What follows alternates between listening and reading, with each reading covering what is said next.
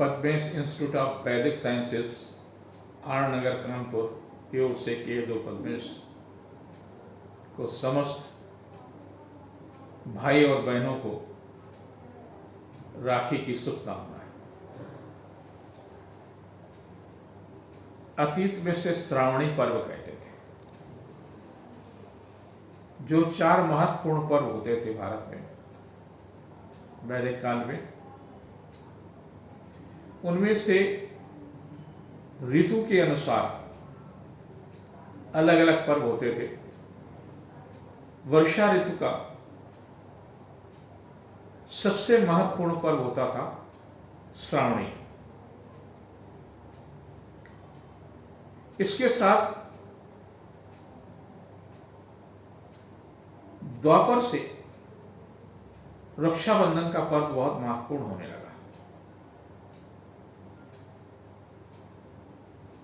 भगवान कृष्ण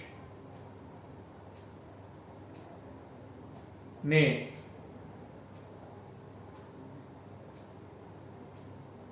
एक महत्वपूर्ण युद्ध में उनकी उंगली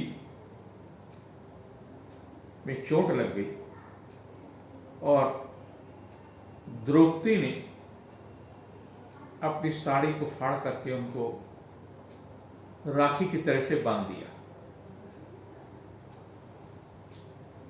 भगवान कृष्ण ने कहा, बहना, कृष्ण आपकी स्मृति की रक्षा हमेशा करेगा। और कि जिस समय दुर्योधन के राज दरबार में चीर हरण हो रहा था द्रौपदी का, तो कृष्ण ने द्रौपदी की स्मृति की रक्षा की। ये बड़ी घटना थी और इसको पर्व के रूप में मनाया जाने लगा। ये पर्व हर काल में कुछ न कुछ संदेश देता रहा। तमाम इसके साथ में लोगों की स्मृतियां जुड़ी हैं। बहन की अस्मिता के लिए भाई संकल्प लेता और बहन भाई के दीर्घायु होने की कामना करती है, परमात्मा से कामना करती है, अपने देव से कामना करती है कि मेरे भाई की दीर्घायु हो, स्वस्थ रहे, समृद्धशाली रहे। इस बार 3 अगस्त को श्रावणी पर्व यानी रक्षाबंधन का पर्व है। महत्वपूर्ण बात यह है कि सर्वार्थ सिद्धि योग है और शुभवार का दिन है। भगवान शिव प्रसन्न होते हैं, प्रदोष की तरह से फल देते हैं। श्रावणी का पर्व, लेकिन उस दिन भद्रा भी है। भद्रा यज्ञ के पूर्ण फल को भी नष्ट कर देती है। भद्रा का जितना कालखंड है, उस कालखंड में राखी न बांधे। प्रातः से लेकर के 9:25 तक प्रातः काल भद्रा रहेगी। इस कालखंड में राखी न बांधे।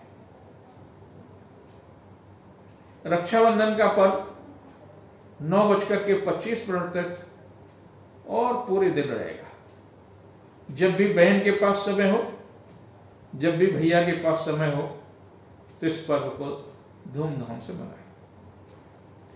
श्रावणी का पर्व केवल ब्राह्मण मनाते हैं। गंगा जी के या किसी पवित्र नदी के पास पहुंचते हैं, स्नान करते हैं, यज्ञोपवीत का परिवर्तन करते हैं। हम आपको यज्ञोपवीत देते हैं, वो आपको देते हैं। आपसी संबंधों को मजबूत करते हैं, द्वेष को नाश करते हैं, एक दूसरे के प्रति ईर्ष्या है उसको समाप्त करते हैं। लेकिन संभवतः कर्मकांड का पंडित या अन्य ब्राह्मण भी अब सावनी जैसे पर्व को विस्मरण करने लगे। बहुत थोड़ी सी संख्या होती है। जब मैं गंगा जी पहुंचता हूं तो देखता हूं इस पर्व में कितने लोग हिस्सा लेते हैं। फिर कहते हैं कि हम श्रेष्ठ रहे, हमारा सम्मान होना चाहिए। क्यों? आपको तो समाज को देने की जिम्मेदारी है। समाज को दें, दिशा दें, राष्ट्र को दिशा दें। और जब आप स्वयं ही व्यापारी हो जाएंगे, बुरा नहीं है अर्थ को अर्जित करना, लेकिन जो आपके छोटे भाई बहन हैं उनकी मदद करना भी आपका धर्म है। जो आपके नाते रिश्तेदार जुड़े हुए हैं, भटके हुए, उनको भी जोड़ना आपका दायित्व है। हो सके तो करें। अपने सम्मान की रक्षा स्वयं करें। कम से कम आपको संध्या के समय प्रदोष काल में 11 माला तो गायत्री का जप करें। प्रातः काल भी कुछ माला जप करें तो आपका मन निर्मल होगा, आपकी वासनाएं कम होंगी, आप अपने परिवार के दायित्व की पूर्ति करने में लगेंगे, चिंतन करेंगे, समाज के हितों को सोचेंगे। जब ऐसा करेंगे तो लोग आपको सम्मान देंगे। जब आप इससे विपरीत दिशा में जाएंगे तो कैसे सम्मान मिलेगा? सोचो, समझो और करो। जहां तक रक्षाबंधन का पर्व है, भाई बहन के घर पे जाता है यदि बहन का विवाह हो चुका है।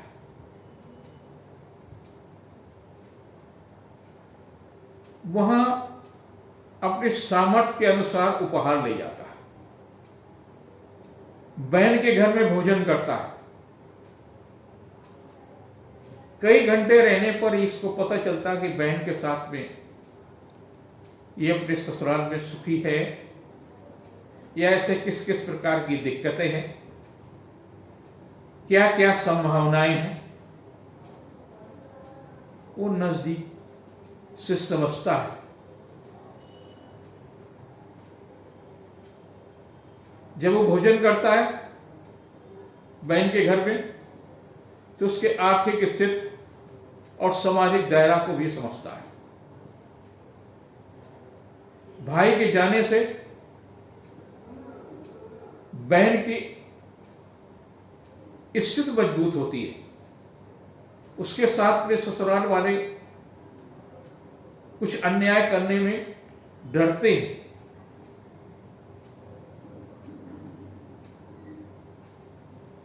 बहन के घर जरूर जाएं और आपके पास मित्रों के लिए बहुत समय है, दूसरे कार्यों के लिए बहुत समय है, लेकिन वर्ष में एक बार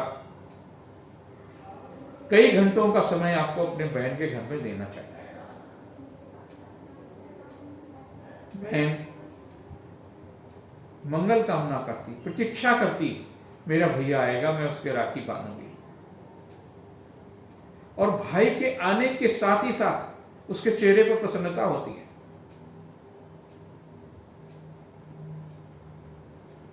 कौन प्रसन्न होता है? भगवान विष्णु। जब बहन आपके माथे पर टीका करती है तो असुरों के राजा बलि प्रसन्न होते हैं। उनको नियमित रूप से भगवान विष्णु दर्शन देते हैं, वो प्रसन्न होते हैं। और इस बार तो भगवान शिव का सोमवार है, जो प्रदोष जैसा है, वो प्रसन्न हो गए। सुख शांति समृद्धि दोनों परिवार में आएगी। भाई के परिवार में भी आएगी, बहन के भी परिवार में आएगी। रेशम का डोरा एक पर्याप्त राखी होती है, लेकिन धर्मानुओं ने सोने की राखियां, चांदी की राखियां बनाने का अपना वैभव प्रदर्शित करता है। उसका कोई अर्थ नहीं है। आपके पास है, आप कर सकते हैं। अर्थ है रेशम की डोरी, और उससे आप तमाम प्रकार के प्रदूषण से बचते हैं। प्रकृति के साथ तमाम सारी चीजें जुड़ी होती हैं। आप प्राकृतिक राखी, फूलों की भी राखी बना सकते हैं घर में, लेकिन डोरा उसका घर का ही होना चाहिए। कच्चे सूत को, रेशम के सूत को घर में रंग दीजिए, बांधिए। केमिकल कम से कम इस्तेमाल होगा तो जिस हथेली में राखी बांधी जाती है वो उस पर दुष्प्रभाव नहीं होगा। माथे पर रोली के स्थान पर सुख शांति समृद्धि के लिए दो चीजों का जरूर ध्यान दें। चूना और उस पर थोड़ी सी हल्दी मिला लें। जब उसको तिलक करें तो ये देखें